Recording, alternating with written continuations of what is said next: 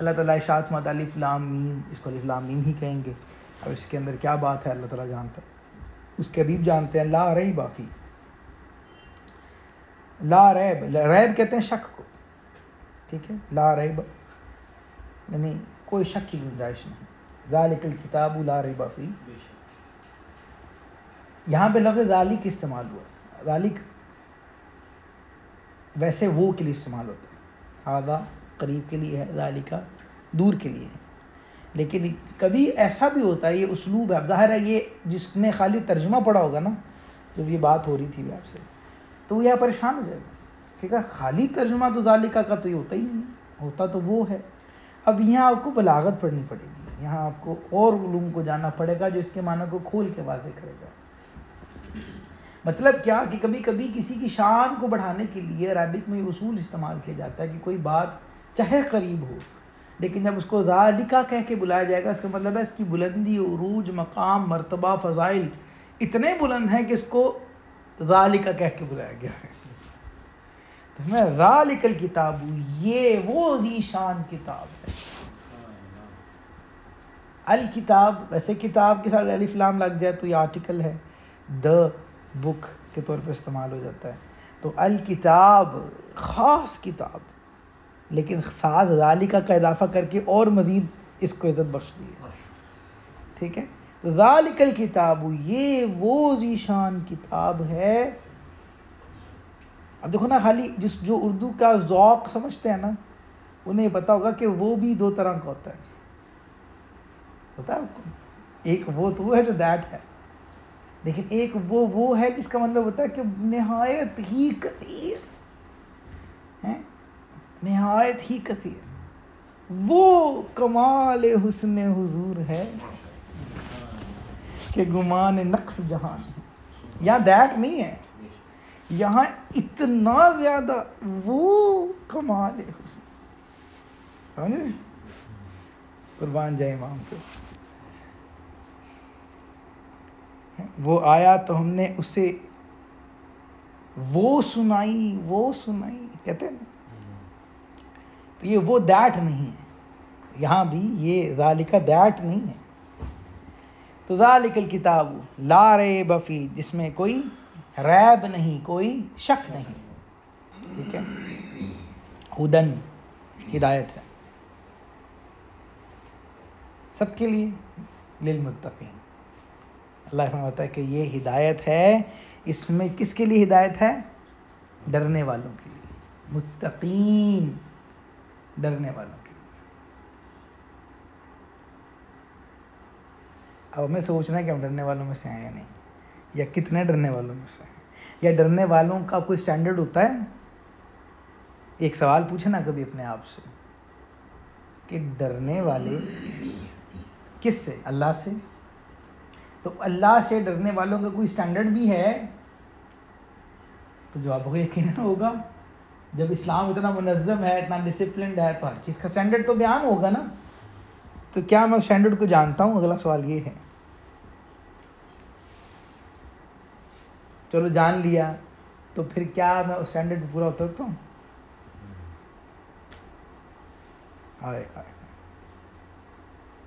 اللہ شاہ فرماتا ہے کہ اللہ سے حقیقی ڈرنے والے صرف علماء ہی ہیں.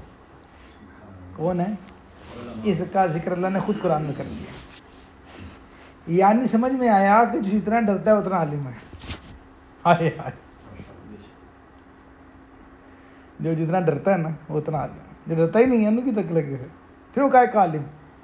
کتابیں پڑھنے کا نام علم نہیں ہے، ڈرنے کا نام ہے. خوف خدا، تطوع، اس لیے یہاں والوں کو متوع کہتے ہیں کہ اس میں تطوع زیادہ ہوتا ہے اگر ہو تو. سمجھ رہے ہیں اس کو؟ اسی کو متوع کہتے ہیں. یہ شخص جو ہے جو تطوع رکھنے والا ہے، اللہ اس میں ورع ہے، اس میں خوف ہے، اس میں تقوی ہے.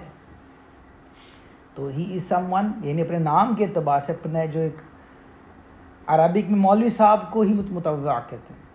تو مولوی کا مطلب یہی ہے کہ مولوی اسی کو کہا جائے گا جو تطوع والا ہوگا، جس میں ورا جو اپنی سوسائٹی، جس سوسائٹی میں، جس ایریے میں، جس علاقے میں، جس کمیونٹی میں، جس ورک پلیس میں وہ رہتا ہے، ان سب میں وہ شخص تقوی، اپنے علم، اپنے ورع کے اعتبار سے امام ہو، لوگ اس کی تقلید کرنے والے ہوں۔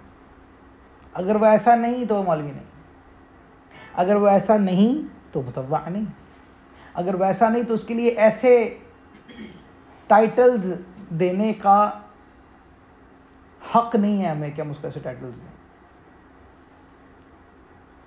یہی وجہ آپ دیکھیں گے کہ آج ہمارے معاشرے میں مولوی لفظ گالی کے طور پہ استعمال ہوتا ہے۔ آج ہمارے ہاں یہ لفظ نیگیٹیوٹی کے طور پہ استعمال ہوتا ہے، حالانکہ یہ وہ شاندار اور اونچا لفظ ہے جس کو اللہ نے قرآن میں اپنے لیے استعمال کیا۔ پتہ آپ کو یہ بات؟ مولوی تو اللہ ہے سب سے پہلے، پتہ آپ کو یہ بات؟ انت مولانا فانصرنا علی القوم الکافرین، کہتے نہیں رب کو ہم کہ مولا تو ہی مولوی ہے ہمارا۔ مولوی اصل میں فارسی کا لفظ ہے، مولا کا مطلب ہوتا ہے مددگار۔ مولوی اس لیے مولا ہی ہے، اس کو مولا علی کہنا تکلیف دہ محسوس ہو تو اس کو سمجھے کہ وہ کسی کو مولوی نہیں کہہ سکتا، مولانا نہیں کہہ سکتا۔ مولانا کا مطلب کیا ہے؟ اے ہماری مشکل سے کو حل کرنے والے، ہمارے مددگار۔ کیونکہ ہمیں کوئی مشکل آتی ہے تو ہم مولوی صاحب کے پاس آتے ہیں تو ہماری مدد کریں، سمجھ رہے ہیں؟ یہی بات ہم اللہ کے لیے کہتے ہیں۔ تو مولوی فارسی کے اندر ہے کہ میرا غم گسار، میرا مددگار، میری مشکل کو حل کرنے والا، کہ مجھے نہیں آتا اتنا کچھ، اسی لیے یو آر دا امام آف اور سوسائٹی، تو میں آپ سے پوچھنے آتا ہوں۔ تو اس لیے احتیاط کریں۔ آپ چونکہ قرآن پڑھنے والے لوگوں میں سے الحمدللہ اللہ پاک نے آپ کو توفیق دی ہے کہ آپ قرآن سمجھ کے سیکھ رہے ہیں، تو کم از کم آپ کو احتیاط کرنی چاہیے، اور جو سیکھنے والے نہیں ہیں ان کو بتانا چاہیے کہ دیکھو بھائی ہر بندہ مولوی نہیں ہوتا۔ تو خدا را اتنے اعزاز والے لفظ کو، اتنے پیارے لفظ کو اتنا حقیر مت کر دو جتنا اب ہو چکا ہے۔ سوشل میڈیا پہ تماشا آپ مختلف جگہوں پہ دیکھیں، ابھی حال میں جو واقعہ ہوا آپ سب جانتے ہیں اس کو، تو اس سارے معاملات میں ہم نے کہا یہ مالی مالی مالی مالی مالی مالی مالی، تو اس سے کیا ہوتا ہے کہ وہ ایک ایسا معاملہ بن گیا کہ یہ ایک آپ سمجھ لیں کہ باعث شرمندگی بن گیا۔ لوگ مولوی کہلانا پسند ہی نہیں کرتے، اور جہاں پتہ چلے مولوی صاحب ہیں تو بس لوگ بھاگتے ہیں، اس سے دور ہوتے ہیں۔ کیوں ہے ایسی بات؟ ابھی مجھے بتا رہے تھے ہمارے دوست کہ ان کے آفس کے اندر جا کچھ ان کے جاننے والے جو ہیں وہ یہی کہتے ہیں کہ جی مولوی لوگ تو ڈرامے باز لوگ ہوتے ہیں، ڈرامہ کرتے ہیں، سب تماشا ہے بلا وجہ کی، سب کی اپنی اپنی دکانداری ہیں۔ ایک عام آپ کو ایک پرسپیکٹو ملے گا معاشرے کے اندر، کیوں ہے یہ، اس کو سمجھنے کی کوشش کریں۔ اگر آپ سنجیدہ ہیں، اگر آپ سنجیدگی سے اسلام اور دین کو سمجھتے ہیں، اگر آپ کا شوق ہے کہ کریم آقا کے پیارے دین کو اس طرح آپ خود پیش کریں اپنے لوگوں میں، اپنے خاندان میں، اپنے دوستوں میں، اپنے کزنز میں، اپنے بچوں میں، کہ انہیں واقعی وہ بات سمجھ میں آئے، اگر آپ کا دل کرتا ہے کہ اللہ آپ کو چن لے ان والنٹیئرز میں سے کہ جن کے حق میں، جس کے اندر یہ صلاحیت پیدا ہو کہ وہ اس پیارے دین کو لوگوں میں سمجھانے کی صلاحیت حاصل کر لے، تو اس میں آپ کو پہلی بات تو یہ سمجھنی پڑے گی کہ مرض کیا ہے ہماری سوسائٹی میں، تاکہ اس مرض کا حل ہو۔ ٹھیک ہے، سنجیدگی کی بڑی اہم بات ہے۔ بہرحال ہدایت کس کے لیے؟ متقین کے لیے۔ مطلب یہ ہوا، علماء کرام نے اس کی جو وضاحت ارشاد فرمائی وہ یہ فرمائی ہے کہ یہ جو ہدایت ہوتی ہے نا، یہ مثل بارش ہے۔ تو آپ نے بارش ہوتے دیکھی ہوگی، یقیناً آپ دیکھتے ہیں، کئی دفعہ دیکھی ہے۔ آپ نے غور کیا ہوگا کہ زمین تو ساری ایک جیسی چل رہی ہے، بارش بھی اس پہ ہو رہی ہے، لیکن اگر یہ بارش باغ میں ہو تو باغ میں بارش کے بعد جب جائیں تو وہ مزید نکھر جاتا ہے، اس کی خوشبو مزید پھیل جاتی ہے، اس میں اور نکھار پیدا ہوتا ہے اور آنکھوں کو بھلا لگتا ہے۔ اور یہی بارش کسی ایسی جگہ ہو جائے جہاں پہ گندگی کے ڈھیر پڑے ہوں، تو وہ گندگی میں اضافہ ہو جاتا ہے، کوڑے کے ڈھیر میں بدبو زیادہ ہو جاتی ہے۔ فرمایا ایسی ہی مثال تمہارے سینوں میں موجود دل کی ہے، اگر تو تقوی ہوگا تو یہ بارش اسے فائدہ پہنچائے گی اور وہ مزید مزید مزید مزید بہتر ہونا شروع ہو جائے گا۔ لیکن خدا نخواستہ اس کا عکس ہو تو پھر فائدہ تو سبھی لیتے ہیں اس سے، لیکن اس کا حقیقی فائدہ وہی لے گا، اللہ تعالیٰ نے ارشاد فرمایا، جو متقی ہوگا۔ تو اللہ توفیق نصیب کرے کہ متقی ہوں۔ اس کے لیے جو میں نے آپ کو عرض کیا نا، ابھی اسٹینڈرڈ ڈھونڈیں، دیکھیں صحابہ کرام کا تقویٰ کیا تھا، تابعین کا تقویٰ کیا تھا، تبع تابعین کا تقویٰ کیا تھا، ہمارے آج کے دور میں نہایت احتیاط کرنے والی شخصیات کون سی ہیں، ذرا سوچے تو صحیح، کون ہے جو بڑی احتیاط کرتا ہے؟ میں بھی ایک قول پڑھ رہا تھا، بڑا خوبصورت قول ہے، ابن قیم معروف عالم دین ہے، ان کا ایک قول ہے، انہوں نے کسی جگہ پہ نقل کیا ہے۔ وہ کہتے ہیں کہ اسلام ہمیشہ سے اجنبی رہا ہے، اجنبی، آڈ، ویئرڈ، اسٹرینج، عجیب، اور جو اس پہ عمل کرتا ہے نا وہ اجنبی ہی لگتا ہے۔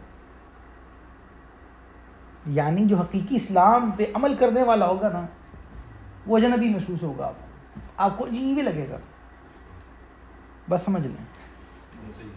اب مجھے باقی بتا سمجھانے کی ضرورت نہیں ہے۔ ہر نبی کے ساتھ یہ ہوا ہے۔ سیرت انبیاء اگر آپ پڑھ کے دیکھیں تو کیا اپنی سوسائٹی میں وارڈ نہیں تھے؟ کیا اپنی سوسائٹی کے اندر وہ طعن و تشنیع کا سامنا کرنے والے نہیں تھے؟ کیا ان کے لوگ ان کے نہیں کہتے تھے تم عجیب ہی نکل آئے ہو ہمارے لوگوں میں سے؟ ایسی بات تو کبھی کسی نے نہیں کی جو تم نکال کے لے کر آئے ہو۔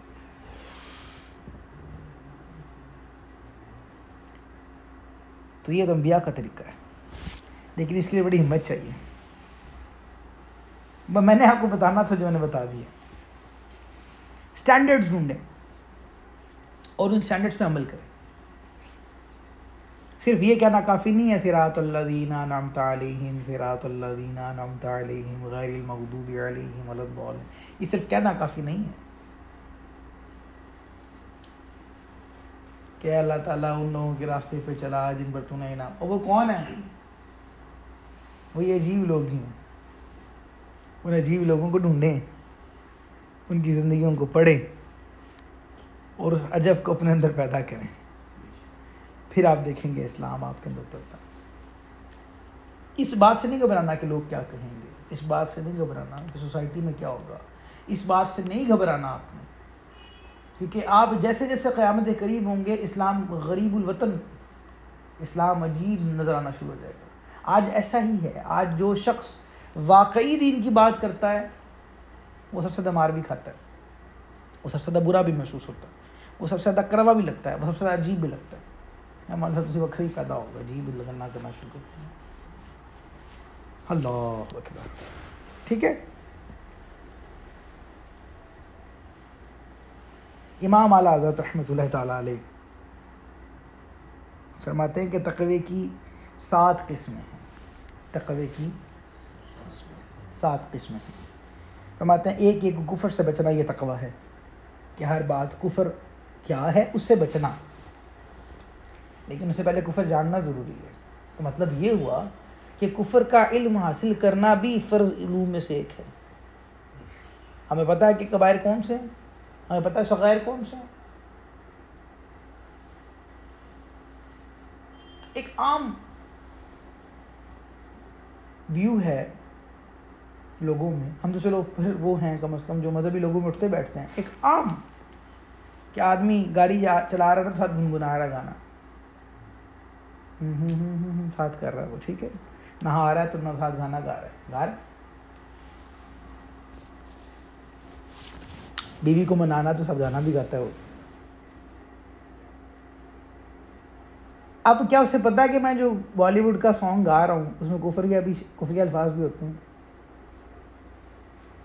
اگر نہیں پتا تو وہ تو کب کا گیا۔ اسے پتہ بھی نہیں چلا.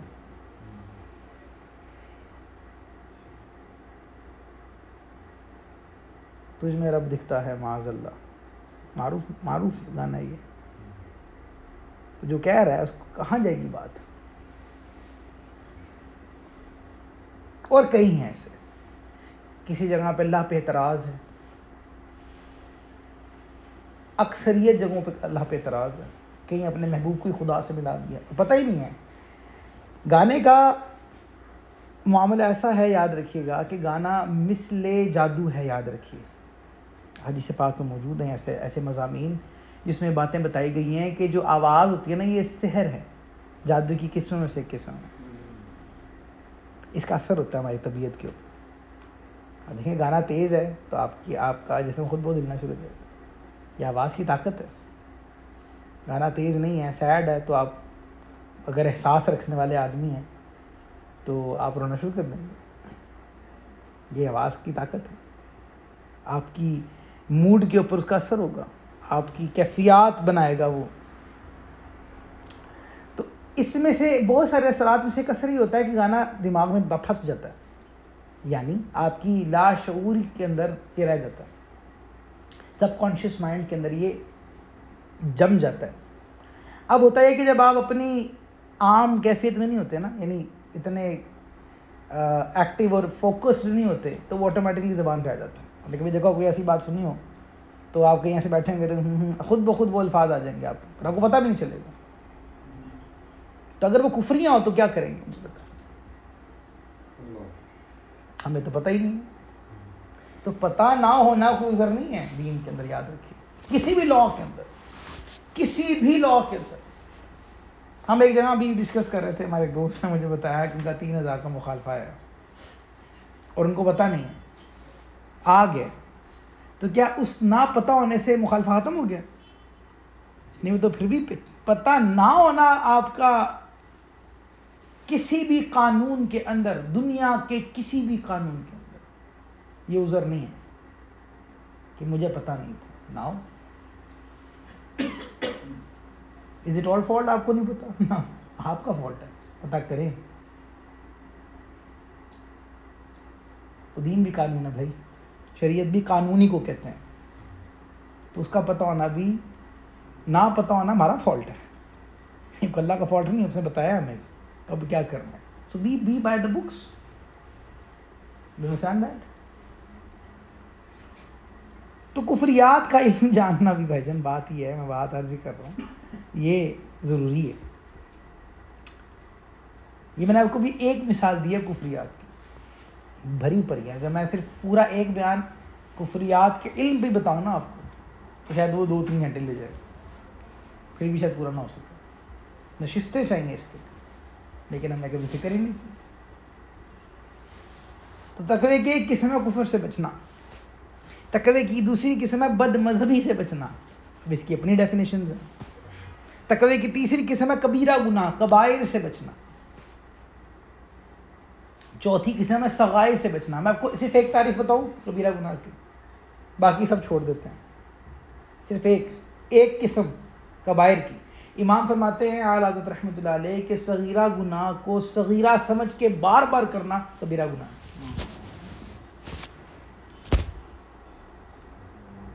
گناہ کو چھوٹا جان کر دہراتے رہنا یہ کبیرہ گناہ.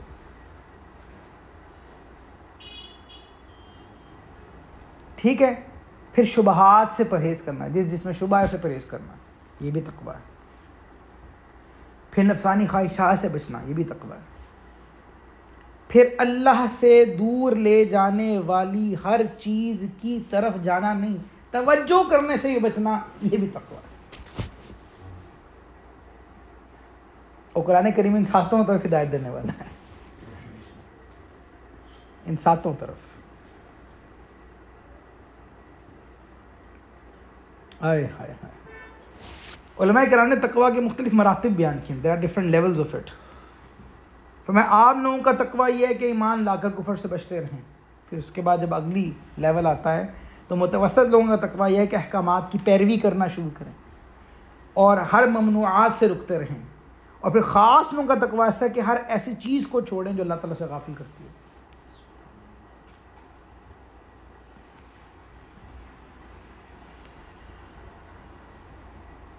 یہ وہ تقوی ہے جس کے بارے میں حضور نے فرمایا تھا تم میں سے افضل وہ ہے جو تقوی میں اچھا ہے، تقوی میں بہترین ہے۔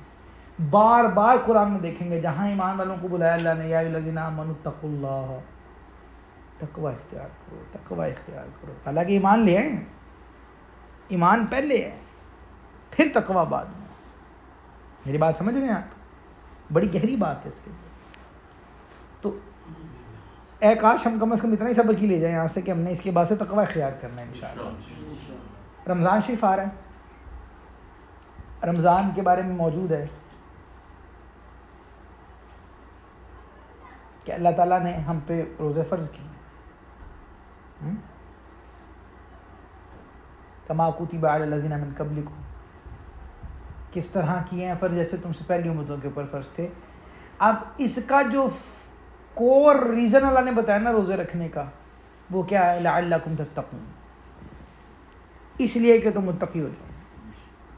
کیا ہم روزے اس لیے رکھتے ہیں؟ آج تک جتنے روزے رکھے ہیں رمضان سے پہلے، آپ نے میٹر رکھا ہے کوئی ایسا کہ روزوں سے پہلے میرا تقوی اس مقام پہ ہے، روزوں کے بعد پھر چیک کیا ہوا آپ نے کہ اب میرا تقوی اتنا بڑھ گیا ہے، میں کامیاب ہو گیا ہوں؟ ہوا ہے کبھی؟ اب کی بار کوشش کریں انشاءاللہ۔ اس کا مطلب کوئی ریزن ہی نہیں ہم نے پکڑا روزہ رکھنے کا۔ ہمارے روزہ رکھنے کا مقصد یہ تھا مزے مزے کی ڈشیں ملیں گی، میکرونیز کھائیں گے، ہیں؟ ہماری پوری توجہ پتہ ہے کس بات پہ ہوتی ہے؟ روزوں سے آخری 2 ہفتے پہلے پٹیاں مل جائیں، کہاں سے ملتی ہیں؟ اسپرنگ رولز بنانے ہیں ہم نے، سموسہ پٹی اچھی والی کہاں سے ملتی ہے؟ فون پہ بات کر کے پوچھتے ہیں دوسرے سے، پاکستان سے منگاتے ہیں کہ ہم نے مزے مزے کی ڈشز کھانی ہیں۔ یہاں تک ہم نے اپنے آپ کو سحری میں بھرنا ہے، پھر سارا دن اٹھنا نہیں ہے، اور پھر افطار میں پھر یہاں تک بھر لینا ہے۔ تسبیح تراویح یہ کون سی گزری ہوتی ہے؟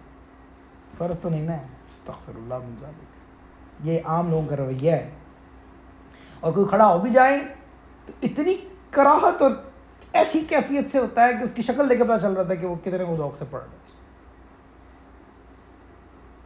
جھول رہے ہیں اسے ذکر کے، گر رہے ہیں، ٹانگوں کو دبا رہے ہیں، ایسے لا رہے ہیں۔ اور پھر اگر تراویح کے بعد تو کہتے ہیں جو تراویح میں پڑھا تھا اس کے بارے میں کچھ دیکھنا نہیں کہ لکھا کیا نہیں جی، بس الحمدللہ اتنا ہی کافی۔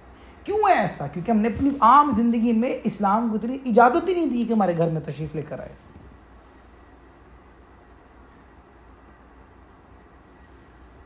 اللہ اکبر، سمجھ رہے ہیں میری بات آپ؟ تو یہ تو تب ہوتا جب ہماری پریپریشن میں یہ بات شامل ہوتی کہ اللہ نے تقوی کے بڑھانے کے لیے رمضان عطا کرنا ہے، تقوی کے لیے کیا کیا انگریڈینٹس میں نے رکھ لی ہیں اپنے پاس۔ This is something we are not working آن۔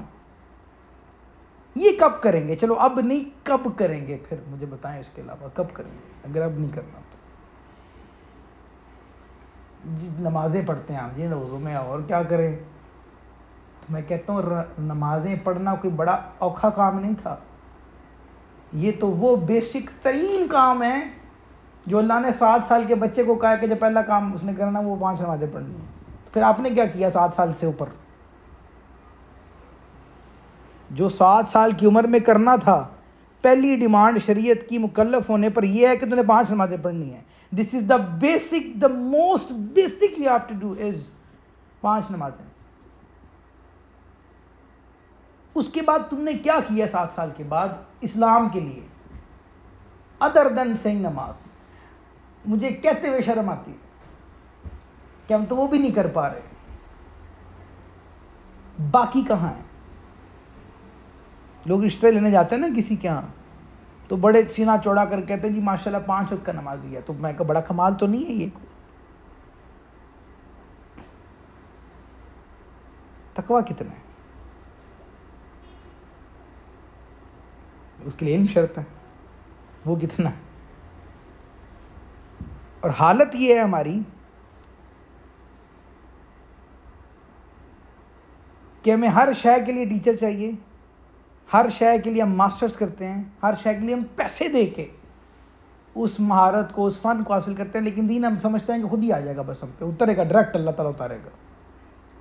اور ہر بندہ سمجھتا ہے اس پہ کمنٹ کرنے کا کیوں اتنا ناکارہ جانا ہے ہم نے اپنے دین کو کہ ہم جب دل کرے بیٹھیں اور لگا دیں کسی کے اوپر بھی کوئی بات.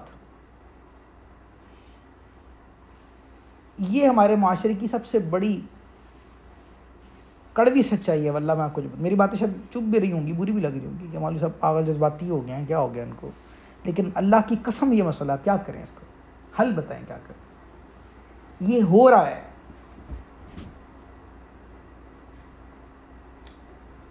میری بڑی کوشش ہوتی ہے عثمان بھائی کہ میں کبھی کبھی نا گزار دوں, بس جیسے لوگ کرتے ہیں نا عام طور پہ کہ ٹائم پورا کریں, 10 آیتیں پڑھیں, السلام علیکم کہیں, لوگوں کو بتاؤ ہم نے ابھی 10 آیتیں پڑھی آج, سورت مکمل کر لی ہے. مجھ سے ہوتا نہیں ہے, کیا کروں. میرا جی کرتا ہے میں آپ کو سینہ کھول کے سمجھاؤں, بتاؤں تو صحیح اللہ کیا رہا ہے ہمیں. ایک ایک لفظ کے اوپر دیکھو کتنی گفتگو ہے. کہاں جا کے سمجھائیں, کس کو بتائیں, کب ٹھیک کریں گے, کون کرے گا کہ اس کو ٹھیک. ہم نہیں کر رہے نا, لیکن ہمارے میں اتنی ہمت ہی نہیں ہے, ہمارے پاس نہ وقت ہی نہیں ہے, ہم تو تھک جاتے ہیں. کبھی سوچیں یہ عذر انبیاء کے پاس ہوتے, اللہ اکبر, تو کیا ہوتا. انہوں نے تو نہیں پیش کیے نا ایسے عذر. ہائے ہائے ہائے.